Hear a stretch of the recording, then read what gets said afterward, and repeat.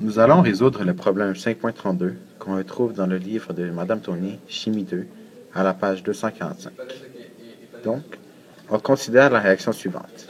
2HBr plus NO2, qui donne du NO plus Br2 plus H2O, dont l'énergie d'activation est égale à 54 kJ par mol. En supposant que le mécanisme réactionnel est le suivant, HBr plus NO2, qui donne du HOBr plus NO, qui est le mécanisme réactionnel lent, puis le HBr plus HOBr qui donne du H2O plus Br2 qui est la rapide. Écrivez l'expression de vitesse. Étant donné que le premier mécanisme réactionnel est la plus lente, elle sera donc l'étape déterminante de la réaction globale.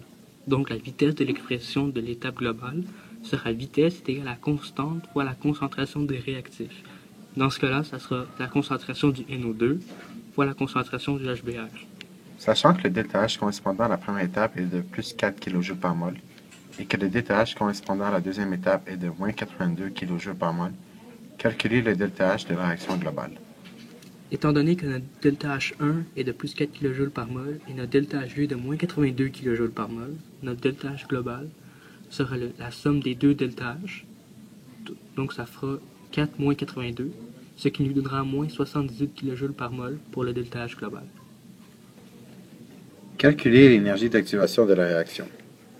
NO plus Br2 plus H2O, qui va donner 2HBr plus NO2. Comme l'équation donnée est l'inverse de l'équation initiale, nous devons faire notre graphique et nous verrons que l'énergie d'activation sera l'énergie d'activation inverse. Donc à partir du plus bas de nos produits qui sont devenus nos réactifs, vers la plus grosse bosse qui est ici. Comment nous la calculons? C'est simple.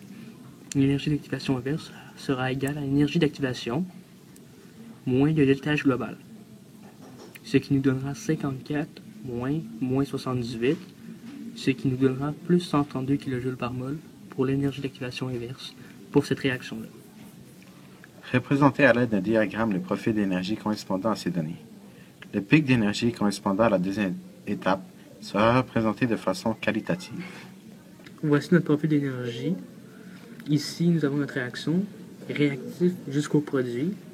Nous aurons notre ΔH global, partant des réactifs jusqu'au produit, résultant du ΔH1 plus ΔH2. Ici, nous avons notre énergie d'activation partant des réactifs jusqu'à la plus grande bosse, et l'énergie d'activation inverse qui partira de nos produits jusqu'à la plus grande bosse.